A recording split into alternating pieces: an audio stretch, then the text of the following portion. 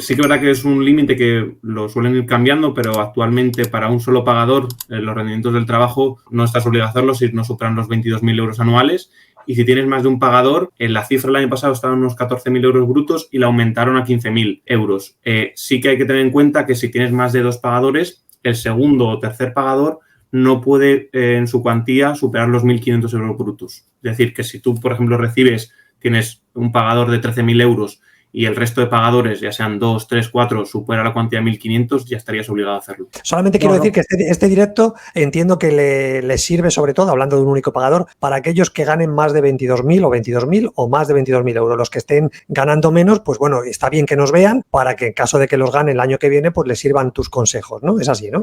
Exacto. Bueno, Pedro, yo quiero hacer, ya que has nombrado eso, 2 menciones importantes que está en la calle y que Adrián, igual que tú, Juan, igual que yo, estamos hartos de escucharlo. Bueno, lo primero es aconsejar que aunque no haya obligación de hacer declaración de la renta, sí hacer un pequeño precálculo, porque si me sale a pagar y no tengo obligación, pues no la presento. Pero si me sale a devolver, aunque no tenga obligación, pues preséntala, porque te lo van a devolver, te sale a devolver, básicamente. Eso es un primer consejo muy somero.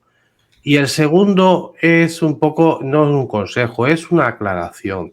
Siempre se está diciendo que el tener 2 pagadores es muy malo para la declaración de la renta. Y no es que sea malo ni bueno. Es un ejemplo muy práctico que voy a decir y creo que bastante sencillo. Veamos, si yo voy a ganar en el año 30.000 euros anuales y esos 30.000 euros me dice mi declaración de la renta que tengo que pagar 4.500 euros, porque me tienen que aplicar quien me paga el 15%, ¿vale? Están cantidades inventadas, que a lo mejor 30.000 euros no son 4.500, ¿vale? Pues, ¿qué ocurre? Que con un pagador, el pagador me aplicaría el 15%, llegaría a hacer la renta y me diría mi declaración de la renta, aunque usted tiene que pagar 4.500 euros. Y diría, no pago nada porque he ido pagando mensualmente la cantidad hasta que asuma 4.500, ¿vale? Pues eso, mi renta me saldría a cero.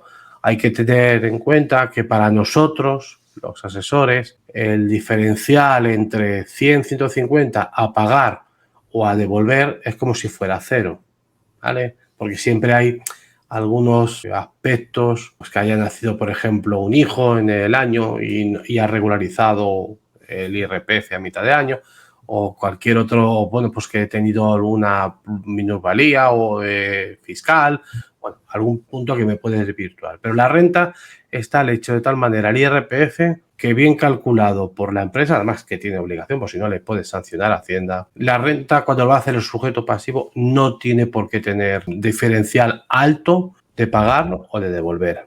Bien, dicho esto, estábamos en el ejemplo que un señor, una señora cobra 30.000 euros brutos, le han aplicado el 15% de retención porque le correspondía por su situación personal y tiene que pagar 4.500 euros que divide en 12 meses o en 14 en pagas, me da igual. Bien, ¿qué ocurre si tengo 2 pagadores? Supongamos que uno me va a pagar 20.000 euros y otro 10.000. Al final son 30.000 euros igual, ¿verdad? Sí. Pero el de 20.000 euros no tiene por qué saber que yo tengo otro segundo pagador. El de 20.000 euros va a calcular la retención y dice, yo a usted le tengo que aplicar según la tabla el 10%, ¿vale? Pues entonces le ha retenido 2.000 euros. Y el de 10.000 dice, oiga, a mí la tabla me dice que no tengo que retenerle nada. Por lo cual no retiene nada. El señor o la señora sigue cobrando los 30.000 euros. Solo que le han retenido nada más que 2.000. Llega la hora de hacer la creación de la renta y hace la renta igual que el primer caso, que si no hubiera pagado un solo pagador. Dice, oiga, le sale a pagar 4.500. Le han retenido 2.000, me tiene que pagar 2.500. Y ya le echamos la mano a la cabeza. ¡Oh! Por 2 pagadores, ¿qué problema hay de que pagar? No, es que te corresponde pagar 4.500, pero al dividir las partidas, cada pagador te aplica en la proporción, la renta, perdón, te aplica el IRPF en la proporción de lo que te está pagando. Y no tiene obligación de hacer otra cosa. Totalmente de acuerdo. ¿Estás de acuerdo, Adrián? Sí, totalmente. Yo lo que creo es que ocurre muchas veces en estos casos es que hay muchas veces que en los trabajos, lo de los segundos pagadores, que a lo mejor tienes rendimientos, pues que son trabajos a lo mejor de verano, como son rendimientos que vas a dar relativamente escasos, no te van a hacer casi retención. Entonces, la gente no sabe que luego imagínate, esos 2.000 euros que has ganado en verano se lo tienes que sumar y que no has tenido retención por esos 2.000 euros, se los tienes que sumar a tus ingresos de todo anuales. Entonces, realmente no te han retenido nada por esos 2.000 euros y es donde luego pues, hay problemas. Era un poco por desmitificar la observación popular de que el tener 2 o más pagadores es muy dañino para los contribuyentes. No, no es dañino.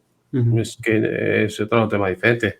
Claro, lo que pasa es que cuesta más, ¿no, Pedro? Cuesta más. Claro, cuesta más luego de desprenderte el dinero que te lo estén reteniendo. Sí, claro, sí. Es normal. Pero tú imagínate, si tú vas a cobrar 30, ¿qué es lo que ocurre? Si tú pudieras elegir, tendrías 2 opciones. Oiga, o pago los 4.500 el 30 de junio del año que viene, o divido 4.500, en el ejemplo que hemos puesto, ¿vale? O divido 4.500 en los 12 meses. Ahora, si usted no me paga nada durante los 12 meses, ya sabe que el 30 de junio me tiene que soltar 4.500 euros. Claro, ¿qué ocurre? Pero una cosita, Pedro, perdóname una cosa, pero por ejemplo, cuando habéis dicho que el de 10.000 no tiene necesidad, esto es lo que tiene que ver obligación, no necesidad. Obligación, sí, obligación.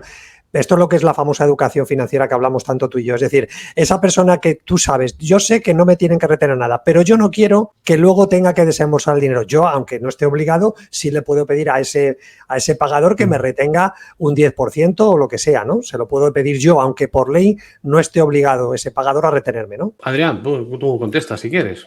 A ver, al fin y al cabo, tú puedes, en tu trabajo, a la persona que esté en el departamento laboral, tú puedes aplicarte unos mínimos y unos máximos que te retengan. Tú, si quieres, por ejemplo, disponer de más dinero mensualmente, que tu salario neto sea superior, pues vas a pedirle que te retengan lo menos posible dentro del porcentaje. Lo que pasa es que tendrás que tener en cuenta que tú vas a disponer de más dinero mensualmente, pero luego en la declaración de la renta de julio del año siguiente te va a tocar a pagar. O en el caso contrario, tú le puedes decir a tu empresa que te retenga lo máximo que legalmente esté establecido, tu salario neto va a ser menos. Pero en ese ejemplo, perdona Adrián, pero en ese ejemplo de 10.000 euros, que en teoría no está obligada la empresa a retenerme, si yo le digo que me aplique el máximo, en ese ejemplo concreto que habéis puesto, ese segundo pagador de 10.000 euros que no está obligado a retenerme nada, si yo le digo aplíqueme el máximo, ¿cuál sería el máximo ahí? El máximo tendría que ser que tendrías que calcular que con 30.000 euros tu situación personal, ¿cuál es lo que te sale a pagar? Entonces, vale. Si ahí la opción más ventajosa sería de los 20.000, en vez de retenerme el 10%, retenerme, por ejemplo, el 12%. Y de los 10.000, retenerme el 3%. Con ese baremo ya tienes el 15%, ya lo tienes cogido. Vale, ok. Vale, gracias. Ahora me ha quedado más claro. Si es un poco de decir, ¿lo pago el 30 de junio o lo voy pagando mensualmente? ¿Y qué consideráis vosotros, los expertos? ¿Qué es mejor? ¿Pagarlo luego del tirón si no eres un bala perdida que te gastas todo? ¿O es mejor que te vayan reteniendo poco a poco? Que es seguramente la pregunta más popular que hay. Yo más bien diría, aunque ahora que responda Adrián, que qué es lo que necesita más el gobierno. ¿Cómo que lo que necesita? ¿Lo que le eches? ¿Al gobierno lo que le eches? No, a ver. Por eso obligan a las empresas a retener, porque necesitan dinero. Claro. Sí, pero yo digo cara al ciudadano. El ciudadano, como idea general, Adrián, tú aconsejas a la gente que le retengan más o que le retengan menos y que ese dinero que tiene en su bolsillo pues lo tiene durante unos meses y luego lo termine soltando, pero por lo menos lo tiene el ciudadano. Ya. Yo creo que depende de la persona, lo planificadora que sea. Particularmente tú puedes decir que te retengan lo menos posible, disponer más dinero en metálico y poder reinvertir ese dinero, ya sean, imagínate, 100 euros en otro tipo de activos que te puedan generar algún tipo de interés o más rendimiento, y luego tener claro que ese dinero que ahora estás ganando de más, luego pues parte lo vas a tener que desembolsar como máximo el 30 de julio del año siguiente, 30 de junio, perdón. Muy bien. Vale, pues nada, seguimos aprendiendo con vuestras preguntas y vuestras ideas, que aquí estamos todos encantados de escuchar. Matizar nada más que dentro de eso de lo máximo y lo mínimo, que la gente tampoco se quiera pensar ahora, no, quiero que me retengas el 2%, te doy más dinero. No, te tengo que retener lo que me marca la tabla.